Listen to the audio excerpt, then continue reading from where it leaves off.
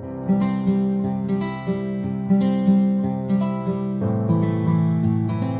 Friends, आज हम यहाँ पर एक कली वाली फ़्रॉक बनाने वाले हैं, जिसके लिए हमने लिया है यहाँ पर 3 मीटर फैब्रिक। और यह फ़्रॉक हम नॉर्मल लेंथ यानी कि हम एक फुल साइज़ लेंथ के लिए बनाने वाले हैं। तो यहाँ पर हमने सबसे पहले चोली की कटिंग करनी है। तो यहाँ पर फैब्रिक को हम 4 लेयर फोल्ड कर लेंगे और फिर चोली की कटिंग करेंगे। तो फैब्रिक को अच्छे से सेट करने के बाद हम किनार पर स्केल की मदद से एक स्ट्रेट लाइन खींच देंगे। उसके बाद में हम चोली की लंबाई का निशान लगाएंगे। चोली की लंबाई का निशान हम 15.5 इंच पर लगाएंगे और वहाँ पर एक स्ट्रेट लाइन खींच देंगे। उसके बाद में हम शोल्डर का निशान लगाएंगे। तो शोल्डर है 13 इंच, तो 13 का आधा 6.5 और 6.5 में हम आधा इंच ऐड करेंगे, क्योंकि यहाँ पर हम बोट नेक बना रहे हैं। तो बोट नेक में हमें आधा इंच शोल्डर ज़्यादा लेना होता है। तो यहाँ पर हमने 7 इंच शोल्डर लिए हैं और आर्म होल लेंगे 7.5 इंच।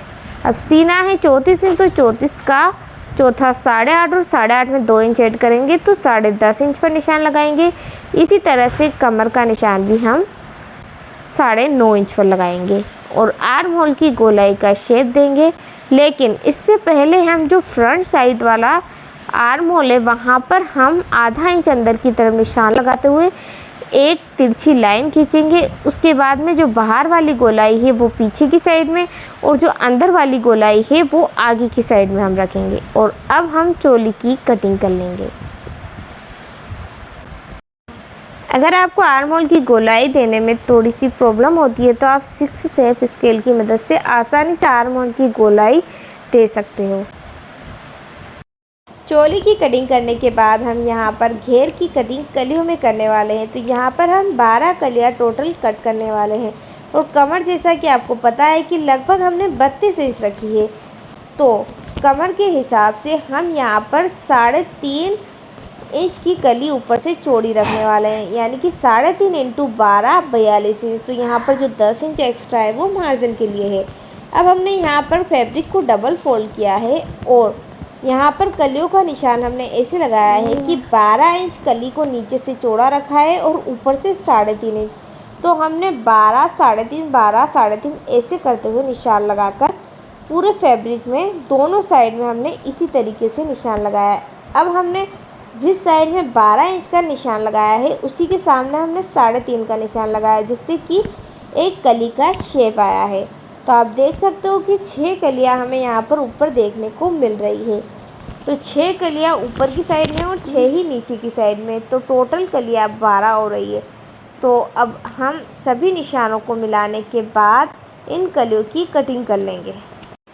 आपको बस कलियों की कटिंग करते वक्त इस बात का ध्यान रखना है कि 3.5 जिस साइड में आपने पहले लिया है, दूसरी वाले हिस्से पर आपको जो चौड़ी वाली कली का हिस्सा है वो पहले लेना है। और अगर चौड़ी कली वाला हिस्सा लिया है, तो आपको दूसरे सिरे पर पतला हिस्सा लेना होगा, तभी आपकी कलियाँ एडजस्ट होगी। इससे आपका फैब्रिक भी वेस्ट नहीं होगा और सारी कलियाँ अच्छे से एक नाप की कट के तैयार होगी। तो आप देख सकते हो कि हमने साइड का जो एक्स्ट्रा फैब्रिक था उसे अलग कर लिया। उसके बाद में सभी कलियों को कट करके इस तरीके से जमा लिया है। अब हम सभी कलियों को स्टिच कर लेंगे और घेर को तैयार करेंगे। तो यहाँ पर आप देख सकते हो कि हमने सभी कलियों को स्टिच कर लिया है और घेर कुछ इस तरीके से तैयार हुआ है। अब हम चोली को तैयार करेंगे। यहाँ पर हमने फ्रंट साइड में यह नेक बनाया है और इस नेक की वीडियो हमने हमारे चैनल पर डाली हुई है। अगर आप चाहो तो हमारे चैनल पर जाकर इस वीडियो को आसानी से देख सकते हो। अब हम बैक साइड का नेक तैयार करेंगे। तो बैक साइड का नेक भी हमने लगभग 3.5 इंच चौड़ा और लंबा भी 3.5 इंच ही रखा है। और नेक की पट्टी को हमने कट करके गोलाई में कट लगाकर इस पट्टी को हमने डायरेक्ट नहीं पलटा है। पहले हमने फ्रंट साइड वाले हिस्से को बैक साइड से स्टिच किया है, उसके बाद में उस पट्टी को हमें पलटना है, जिससे कि जो गले वाली सिलाई है वो अंदर की तरफ दब जाती है। तो आप देख सकते हो कि जो पट्टी है उसे हमने बाहर की तरफ निकाला। उसके बाद में जो फ्रंट साइड वाला हिस्सा है उसे हमने बैक साइड वाले हिस्से से स्टिच कर लिया है। उसके बाद में उस पट्टी को हम अंदर की तरफ मोड़ेंगे और फिर डबल सिलाई लगाएंगे, जिससे पट्टी को ऊपर से फोल्ड करने से जो हम शोल्डर स्टिच करते हैं वो वाली सिलाई बाहर की तरफ नज़र नहीं आएगी।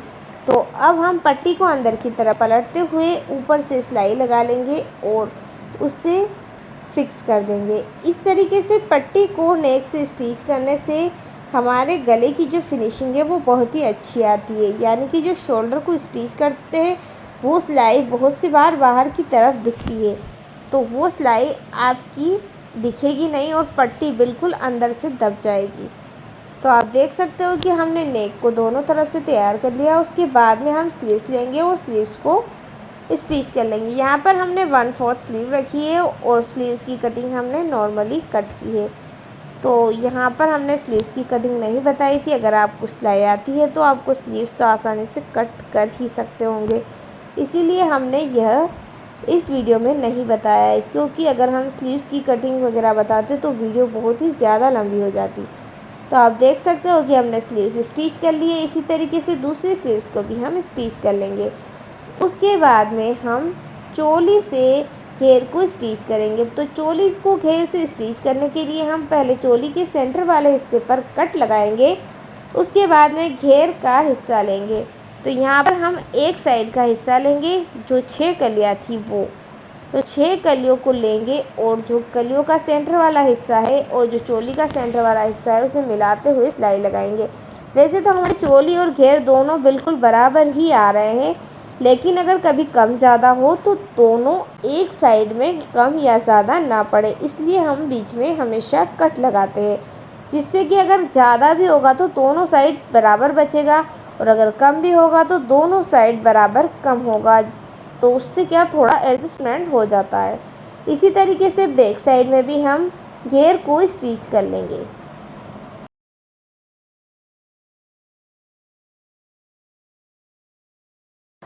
फ्रंट साइड और बैक साइड दोनों में घेर को स्टिच करने के बाद अब हम फिटिंग की सिलाई लगाएंगे।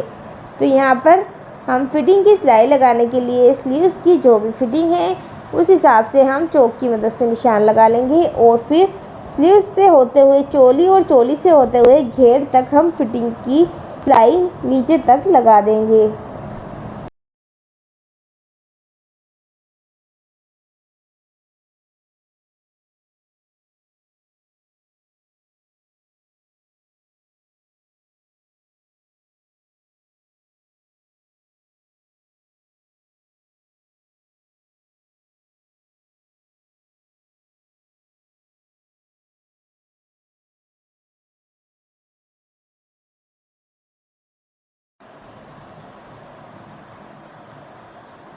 एक साइड से फिटिंग की सिलाई लगाने के बाद इसी तरीके से दूसरी साइड भी हम फिटिंग की सिलाई लगा देंगे और फ्रॉक को कंप्लीट कर लेंगे। आप देख सकते हो कि आजकल ये फ्रॉक बहुत ही ट्रेंड में है। अगर आपको भी यह फ्रॉक बनाना है तो आप आसानी से घर पर इसे बना सकते हो, बहुत ही कम समय में और बहुत ही इजीली यह बन जाती है। इसी तरीके से दूसरी साइड में भी हम फिटिंग की सिलाई लगा लेंगे। उसके बाद में नीचे के घेर में हमने जो नेक में ग्रीन कलर की जो पट्टी लगाई है वो पट्टी हमारे पास बची हुई थी, तो उसी पट्टी को हम घेर में स्टिच कर लेंगे और घेर को भी तैयार कर लेंगे। अगर आप चाहो तो इसे नॉर्मली भी फोल्ड कर सकते हो, लेकिन हमारे पास वो पट्टी बची हुई थी तो हमने उस पट्टी का यूज़ करके इसको डिज़ाइन दिए। अगर आपको ये वीडियो पसंद आई हो तो प्लीज़ वीडियो को लाइक कीजिए, चैनल को सब्सक्राइब कीजिए और वीडियो को एंड तक देखने के लिए थैंक यू वॉचिंग।